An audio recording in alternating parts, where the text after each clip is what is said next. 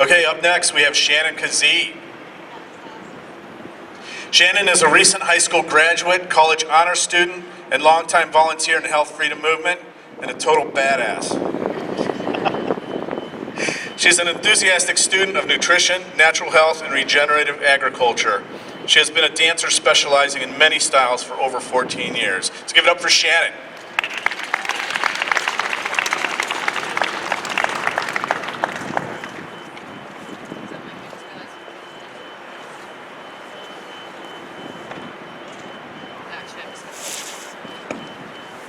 The wind is not liking my paper very much. Hello everyone, it's so good to see so many strong, brave, and free faces in the audience today. I'm a recent high school graduate.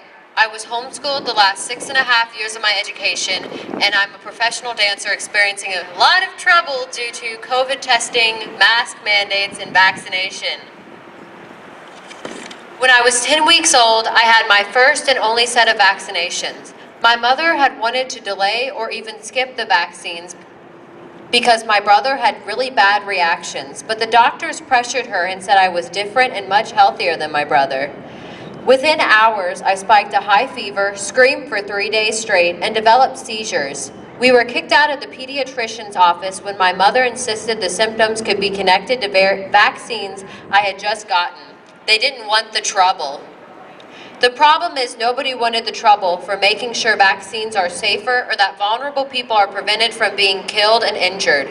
Nobody had worked to identify which people might react and how, or if certain combinations of vaccines increase the odds of having a bad outcome, or even if certain reactions predict future issues.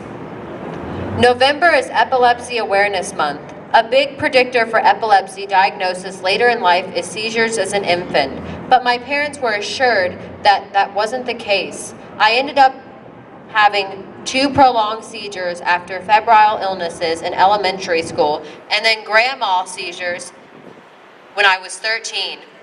I was diagnosed with epilepsy, and we were able to work with my neurologist to try lifestyle and dietary changes and natural supplements. I overcame the epilepsy within the same year that I was diagnosed and have been seizure-free for 5 years. My journey is only possible with informed consent and the right to direct my own health. We have gone directly against medical recommendations to make sure I didn't suffer any more harm and that I am able to be my healthiest. Mainstream medicine had no answers for my issues. They often gave me things that made me sicker, and they were always concerned with the boxes they could check off. They almost never saw me as a whole person.